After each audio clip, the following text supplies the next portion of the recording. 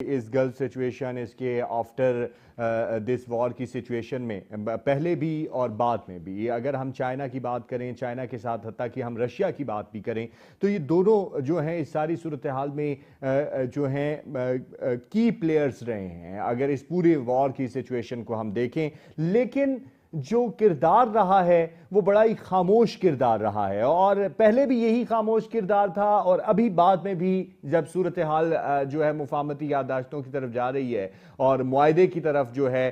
وہ جا رہی ہے، تب بھی کردار جو ہے بڑی خاموش ہے. تو چائنا کی آپ نے بات کی، تو چائنا کے سٹیکس اس معاہدے کو لے کر اب کیا ہیں؟ وار سے پہلے کی سچویشن میں صورتحال مختلف تھی، لیکن اب ان کے سٹیکس کیا ہیں؟ چائنا کے اس میں دیکھیں، چائنا کی جو اگر آپ پالیسی کو دیکھیں، foreign policy for decades China یہ کہتا رہا ہے کہ we want peace within and peace without. ہم اپنے ملک کے اندر اور ملک کے باہر امن چاہتے ہیں، اور انہوں نے کوئی جنگ نہیں کی پچھلے کم از کم 50-60 سال میں. جب سے چائنا ایک انڈیپینڈنٹ اسٹیٹ کے طور پہ ابھرا ہے 1950 میں، اس وقت سے اس نے کوئی ایگریسو حرکت نہیں کی، کوئی جنگ نہیں کی. حتیٰ کہ ہانگ کانگ جو ہے اس کے اوپر خود یو کے نے 90s میں ہانگ کانگ جو ہے خود کر دیا چائنا کے. چائنا نے کوئی اس پر پریشر نہیں ڈالا، کوئی جنگ کی دھمکی نہیں دی. اور اس کے علاوہ ابھی جو تائیوان کا ایشو ہے اس پر امریکہ چائنا کو پرووک کرتا ہے، مشتعل کرتا ہے، ادھر اسلحہ دے رہا ہے، اور اس کے کئی دفعہ جہاز جو ہیں طیارے، جو جنگی طیارے، وہ تائیوان پہ پروازیں کرتے رہے. ان پرووکیشن کے باوجود چائنا جو ہے وہ خاموش رہا ہے. وہ اصل میں ترقی پر فوکس کر رہا ہے. اس کا خیال ہے کہ پیس اینڈ پراسپیرٹی جو ہے دے آر انٹر لنکڈ، اور اگر پیس ہوگا تو پراسپیرٹی ہوگی. تو چائنا کی یہ پالیسی ہے. لیکن وہ گلوبل جو اس وقت ری الائنمنٹ ہو رہی ہے یا گلوبلی جو کچھ ہو رہا ہے اس سے لا تعلق بھی نہیں رہ سکتا. اس کے ریجنل اور گلوبل انٹرسٹ ہیں، اکنامک بھی ہیں، اسٹریٹجک بھی ہیں. اس لیے وہ پس پردہ رہ کر اس نے بڑی امپورٹنٹ رول پلے کیا ہے، اور رشیا نے بھی کیا. لیکن چائنا نے بہت زیادہ کیا ہے، اور چائنا نے پاکستان کو ایشور کروایا. ہمارے ڈپٹی فارن منسٹر جو ہے وہ اور وزیر خارجہ وہ گئے ہیں، انہوں نے اپنے چائنیز کاؤنٹر پارٹ سے بات کی ہے، اور ان کو ایشور کروایا گیا کہ آپ بالکل صحیح ٹریک پہ ہیں اور ہم آپ کو سپورٹ کرتے ہیں. تو میرا خیال ہے کہ چائنا جو ہے گریجولی اس معاملے میں زیادہ اسرٹ کرے گا، زیادہ اپنا انفلوئنس جو ہے وہ ڈالے گا کہ یہ جو ایگریمنٹ ہوا ہے اسلام آباد مفاہمتی یادداشت، اس کے اوپر عمل درآمد ہو اور معاملات اس حد تک نہ بگڑے کہ ایک مرتبہ پھر ایک دوسرے پر حملے شروع کر دیں. اگرچہ اسرائیل اور کچھ ایسے فیکٹرز ہیں، کچھ ایسی فالٹ لائنز ہیں اس سارے ایگریمنٹ کے اندر جس سے ہر وقت یہ دھڑکا لگا رہتا ہے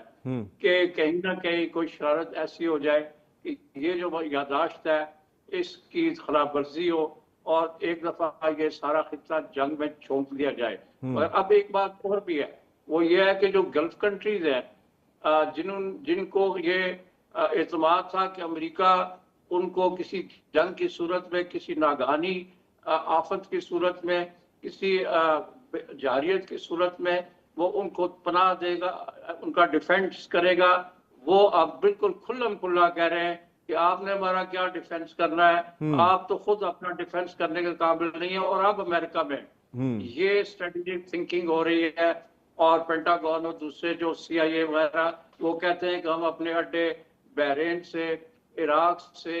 کویت سے اور دوسری جگہوں سے دور لے جائے، اور خاص طور پر ان کا خیال ہے کہ اچھا جاوید صدیق صاحب، میں اسی حوالے سے آپ کے سامنے ایک سوال رکھوں گا، لیکن اس سے پہلے ڈاکٹر صاحبہ سے بھی ایک سوال کر لوں. ڈاکٹر صاحبہ فرمائیے گا کہ یہ اس ساری صورتحال میں ہم نے اس جنگ کے بعد اور پھر یہ جب معاملہ اس مفاہمتی یادداشت تک پہنچا، سفر معاہدے کی طرف ہے، بہت سارے اثرات ہم دیکھ رہے ہیں، اور اس ساری سچویشن میں نئی صف بندیاں بھی ہو رہی ہیں، نئے اتحاد بھی ہو رہے ہیں، نئے معاملات بھی سیٹل ڈاؤن کرنے کی کوشش کی جا رہی ہے. اور اگر اس کا ہم عملی طور پہ نمونہ بھی دیکھیں تو یورپ اور امریکہ الحاق جو ہے وہ دم توڑ رہا ہے، اور آخری جو ہے لمحوں پہ ہے، دموں پہ ہے. اور اسی اسی طرح جیسا بارہا صدر ٹرمپ کہتے رہے نیٹو بھی کاغذی شیر ہے، تو نئی شکل کیا ہو سکتی ہے اتحاد کی اس جانب بھی اور اس جانب بھی؟ جی بہت بہت شکریہ. دیکھیں سب سے پہلے تو تھوڑا سا میں چائنا کے اوپر کہنا چاہوں گی. جیسے کہ جاوید صاحب فرما رہے ہیں، چائنا کا صرف ڈپلومیٹک لیوریج ہی نہیں تھا. چائنا نے پچھلے کچھ سالوں سے اپنے آپ کو ایک بہت اسٹرانگ تھرڈ فورس کے طور پہ as a mediator global politics میں منوایا ہے، جس میں سعودی ایرانین ریپروشما جو ہے وہ اس کی ایک بہت سکسیس سٹوری تھی. چائنا کی اسٹیک اس وار میں یہ تھے کہ جیسے وینزویلا میں امریکہ نے ایکشن کیا تھا اور بالکل اس کو انہوں نے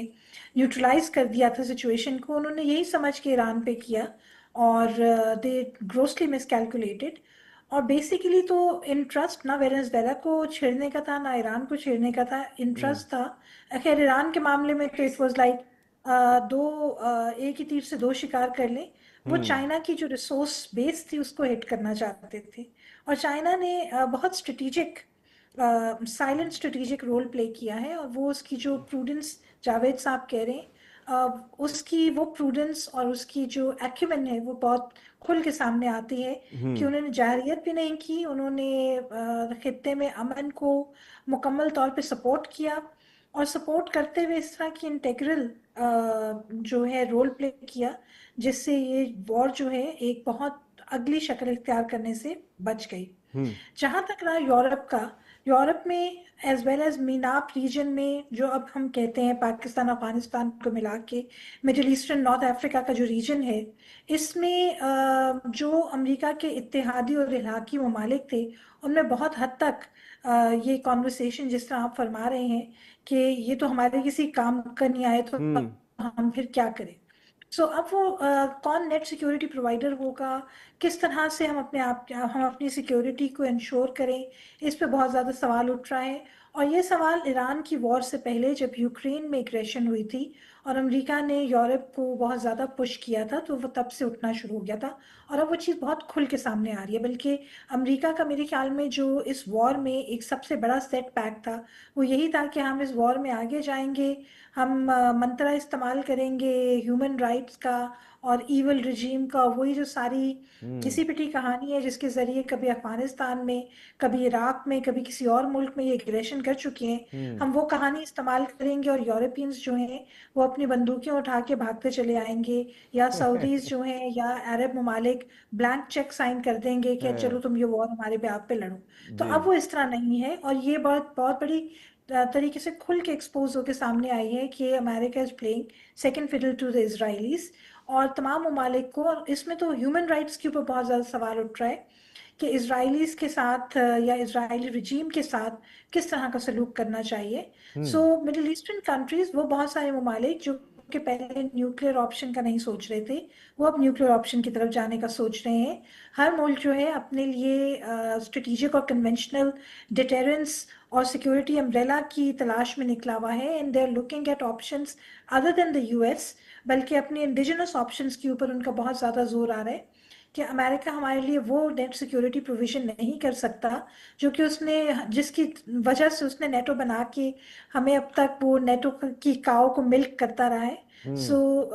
دے اسٹینڈ ویری مچ ایکسپوزڈ. اور اگر ہم پاکستان کسی زمانے میں یہ بات بہت زیادہ کرتے تھے اور ابھی بھی اس بات کو ہم بخوبی جانتے ہیں کہ یو ایس کے جو انٹرسٹ ہیں وہ بہت ٹرانزیکشنل ہوتے ہیں، تو اب یورپ میں بھی یہ کانورسیشن بہت زیادہ ہو رہی ہے کہ امریکہ کے انٹرسٹ بہت ٹرانزیکشنل ہیں. ڈونلڈ ٹرمپ صرف اس چیز کو زیادہ بھاؤ دیتے ہیں جس میں ان کی اپنی پرسنل بڑھاؤ اور ساتھ ساتھ امریکہ کا انٹرسٹ فلفل کر رہا ہو. ٹیرفس کی طرف کانورسیشن ہے، جو بریٹن ووڈ سسٹم تھا وہ فیل ہو رہا ہے. تو اس میں جو ایک ریوائزڈ انٹرنیشنل آرڈر نکلے گا تو کون سا ملک اپنے آپ کو کس طرح سے پھر سے ری ایمرج کر سکتا ہے، رشیا کے ساتھ تعلقات کو کیسے ری الائن کر سکتا ہے تاکہ وہ آرام سے رہ سکیں، بجائے اس کے کہ مکمل اس شیڈو میں رہیں کہ ہم لوگ امریکہ کے سیکنڈ فیڈل پلے کر رہے ہیں. تو یہ چیزیں جو ہیں اب یورپ میں بہت اس پہ کانورسیشن ہو رہی ہے، اور بہت سوچ سمجھ کے کانورسیشن ہو رہی ہے. کوئی نی جرک ایموشنل کانورسیشن نہیں ہے، کیونکہ ان ممالک کے لیے ایک بہت بڑا لمحہ فکریہ ہے کہ وہ جو ایک فساد تھا کہ ہم امریکہ کے وائٹل نیشنل انٹرسٹ کا حصہ ہیں، تو وہ بات اس طرح ہی ہے. اور ہمیں at the end of the day, جس کی بنیاد پہ 1950s میں یو کے نے اور فرانس نے اپنا نیوکلیر پوٹینشیل بنایا تھا، تو اب باقی ممالک بھی سوچ رہے ہیں کہ ہم اپنے آپ کو کیسے سیکیور کر سکتے ہیں. صحیح. اب بات جو ہے وہ سیکیورٹی پر آن پہنچی ہے. جاوید صدیق صاحب فرمائیے گا، آپ نے اڈوں کی بات کی اور پینٹاگون کے حوالے سے بھی آپ نے کہا، تو امریکہ کی طرف سے تو یہ بیان جاری کر دیا گیا کہ گلف اسٹیٹ سے اڈے نکال لیے جائیں گے، لیکن کیا گلف اسٹیٹ بھی خود ایسا ہی چاہتی ہیں؟ کیونکہ جس طریقے سے گلف اسٹیٹ کی طرف سے بھی بارہا سوال اٹھایا گیا، لیکن اس میں بہت ساری جو اسٹیٹس ایسی ہیں جو امریکہ کی طرف دیکھتی ہیں. یہ ٹھیک ہے، ورلڈ وار 2 کے بعد اور اس پوری 50-60 سال کی تاریخ میں امریکہ نے ہی گلف کنٹریز کو، جو آئل رچ کنٹریز ہیں، ان کو یہ یقین دلایا تھا کہ آپ کی سیکیورٹی جو ہے اس کے ذمہ دار ہم ہیں، اور ان کو کنونس کیا تھا کہ ہم یہاں پر اپنے